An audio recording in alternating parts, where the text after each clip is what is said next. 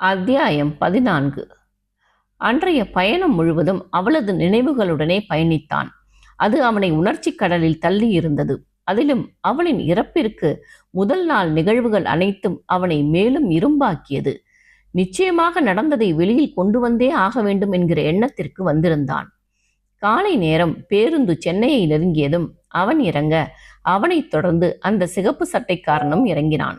அங்கிருந்து ஒரு ஆட்டோ பிடித்து தான் செல்ல வேண்டிய இடத்திற்கு செல்ல, அவனும் மற்றொரு ஆட்டோவில் பின்னே வந்து கொண்டே அவனை கவனித்துக் கொண்டுதான் இருந்தான்.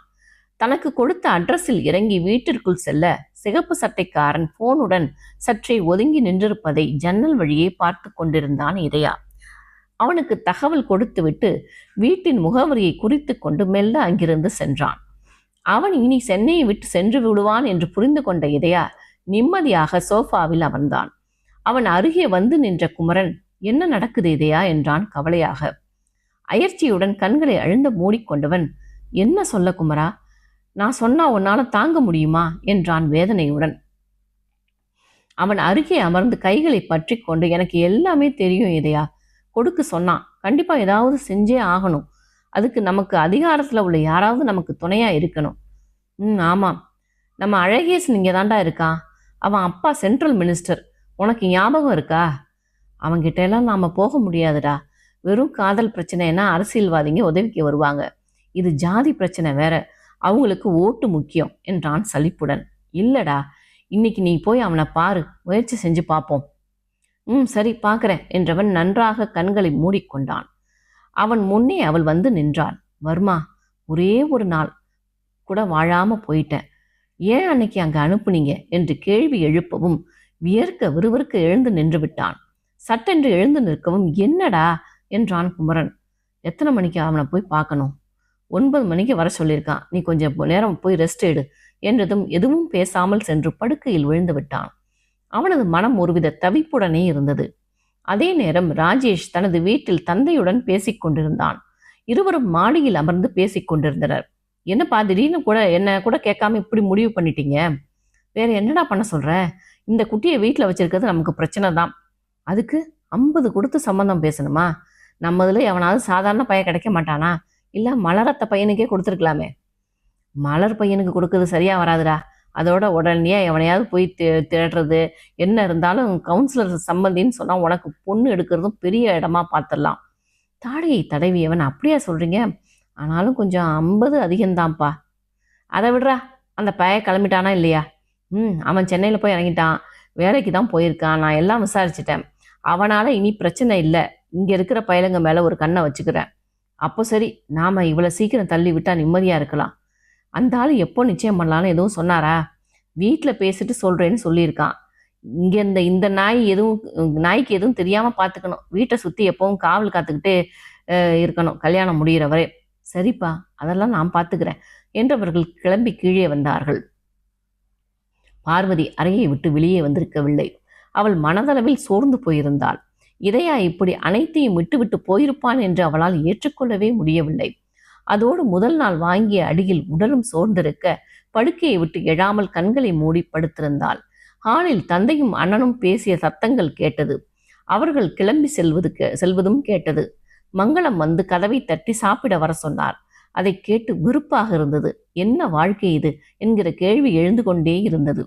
அப்பொழுது மீண்டும் கதவு சற்றே வேகமாக தட்டப்பட, தான் உணவை வேண்டாம் என்று சொல்லியும் கதவை தட்டுபவரின் மீது கோபம் எழ வேகமாக எழுந்து சென்று கதவை திறந்தவள், வேண்டாம்னு சொன்னா விடமாட்டீங்களா என்று எரிந்து விழுந்தாள். ஆனால் அங்கே மங்களத்திற்கு பதில் சரோஜா தொடப்பத்துடன் நின்று கொண்டிருந்தார். அவளின் சத்தத்தில் அதிர்ந்து போனவர், பாப்பா நான் தான் அறையை சுத்தம் செய்யலாம்னு கேட்கத்தான் கதவு தட்டினேன் என்றார் ஒரு மாதிரி சிரித்து. அவரிடம் தன் கோபத்தை காட்ட முடியாமல் நகர்ந்து வழி விட்டவள், சீக்கிரம் முடிச்சுட்டு போங்க என்றாள் சலிப்பாக. அவளை பார்த்து கொண்டே உள்ளே சென்றவர் மெதுவாக அறையை பெருக்க ஆரம்பித்தார். பார்வதி ஓரமாக இருந்த நாற்காலியில் சென்று அமர்ந்து கொண்டாள். அவள் முகத்தில் அத்தனை வேதனை இருந்தது. கட்டிலுக்கு அடியில் குனிந்து பெருக்கிக் கொண்டிருந்தவர் மெல்லிய குரலில், மொத்தமா விட்டுட்டு போயிட்டான்னு நினைச்சிட்டியா தாயி என்றார். தன்னிடமா பேசுகிறார் என்கிற சந்தேகத்துடன் அவரை பார்த்தாள். அவள் முகம் பார்க்காது, நடந்த கொடுமையை வெளியில கொண்டு வரதான் போயிருக்கு அந்த தம்பி. நீ எதுக்கும் கலங்காம இருக்கணும்னு சொல்லிட்டு போயிருக்கு என்று சொல்லியபடி மற்ற இடங்களை பெருக்கினார். அவரின் பேச்சு சொன்ன செய்தியில் அவசரமாக அவர் அருகே செல்ல முயன்றவளை தடுத்தது அவர் குரல்.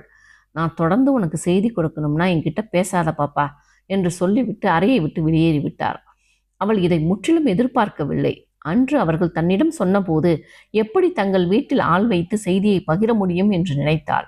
அப்பொழுது ஹாலை பெருக்கிவிட்டு வந்த சரோஜா கதவருகே வந்து, உங்க கட்டிலுக்கு கீழே ஒரு பொருள் இருக்கு, அதை பார்த்து பத்திரமா வச்சுக்கோங்க என்று சொல்லிவிட்டு சமையல் அறைக்குள் சென்று விட்டார்.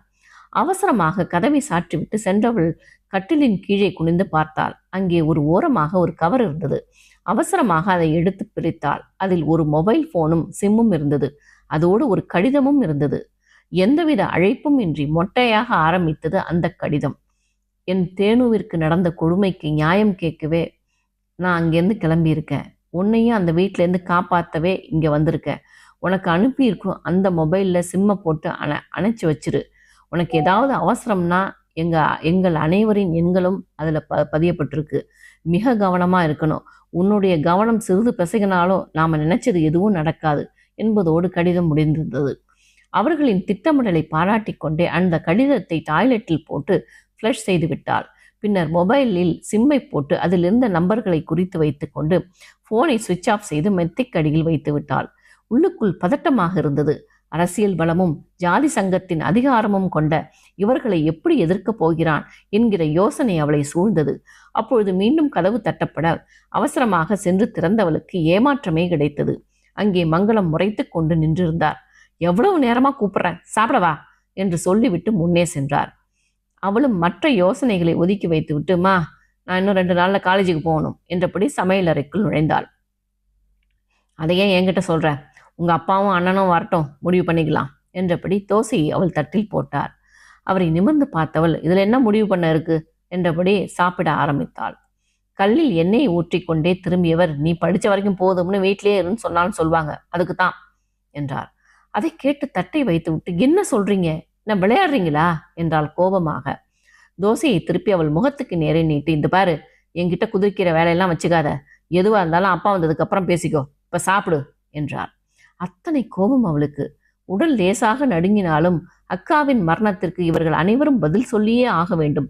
அதை செய்து முடிக்க தனக்கு உடலில் வலு வேண்டும் என்கிற காரணத்திற்காக பட்டென்று அமர்ந்து அந்த தோசையை மென்று விழுங்கினாள். தொண்டை அடைத்தாலும். அதன் பின்னர் தாய் மகள் இடையே எந்த பேச்சுவார்த்தையும் இல்லை. அவள் சென்று அரைக்கதவை அடைத்து கொண்டாள். அவரும் அவளை கண்டுகொள்ளவே இல்லை.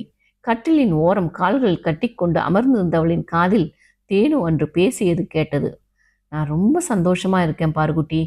என் வாழ்க்கையில நான் இத்தனை சந்தோஷமா இருந்ததே இல்லை. எனக்கு உன்கிட்ட எல்லாத்தையும் சொல்லணும்னு ஆசையா இருக்கு குட்டிமா. நீ எப்போ வர இங்க? உன்னை என் மடியில போட்டுக்கிட்டு எல்லாத்தையும் சொல்றேன்.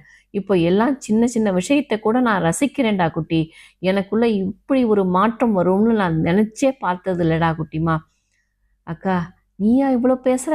என்னாச்சு உனக்கு? உனக்கு சந்தோஷத்தை கொடுத்த அந்த விஷயம் என்னக்கா? ப்ளீஸ் இப்போவே சொல்ல. இல்லடா, எனக்கு உன்கிட்ட நேரடியாக சொல்லணும்னு இருக்கு. உன்னோட ரியாக்ஷனை நான் பார்க்கணும். என் செல்லாக்கால இப்போவே சொல்ல. எனக்கும் ஆசையாக தாண்டா இருக்கு. ஆனால் நீ நேராக வந்தாதான் சொல்ல முடியும். நீ தான் 2 நாளில் வந்துருவல்ல, அப்போ வந்து நேராக கேட்டுக்கோ என்று கிண்கிணியாக சிரித்தாள். அவளின் குரலை கேட்பதே அரிதாக இருக்கும்போது அவளின் சிரிப்பு மனதை நிறைத்தது. உடனே கிளம்பி சென்று அவளிடம் என்ன விஷயம் என்று கேட்டுவிட துடித்தது. அப்படியும் இருக்குமோ? அக்கா யாரையாவது காதலிக்கிறாளோ? அதெல்லாம் இருக்காது. தேனுவாவது காதலிப்பதாவது நிச்சயமாக இருக்காது. ஆனால் அவள் குரலில் தெரிந்த அந்த உணர்வு பார்வையும் மகிழ்ச்சி கடலில் தள்ளியது. 2 நாளில் செல்ல வேண்டிய பயணத்தை 1 நாள் முன்னதாகவே மாற்றிக்கொண்டு அவளிடம் சொல்லாமல் சர்ப்ரைஸ் கொடுக்கலாம் என்று அனைத்தையும் ஏற்பாடுகள் செய்துவிட்டு காத்திருந்தாள். அக்காவிற்கு சர்ப்ரைஸ் கொடுக்க ஊருக்கு கிளம்பி சென்றவளை வீட்டின் முன்னே இருந்த கூட்டம், உள்ளே கேட்ட அழுகை குரல்களும் நெஞ்சை பதற வைத்தது. அவசரமாக பைகளை கீழே போட்டுவிட்டு உள்ளே சென்று கூடத்தில் நின்றவளின் பார்வை அங்கே காய்ந்த சருகாய் துணி சுற்றி வைக்கப்பட்டிருந்த தேனுவின் மீது படிந்தது. அப்பொழுது யாரோ ஒருவர் வந்து அவளை பிடித்து இழுத்துச் சென்று அவள் அருகே நிறுத்தி உன் அக்காவை பாருடி, நேத்து நான் வரைக்கும் நல்லா இருந்தவ எப்பவும் வர வயிற்று வழியில போய் சேர்ந்துட்டாடி என்று கட்டிக்கொண்டு அழ ஆரம்பித்தார்.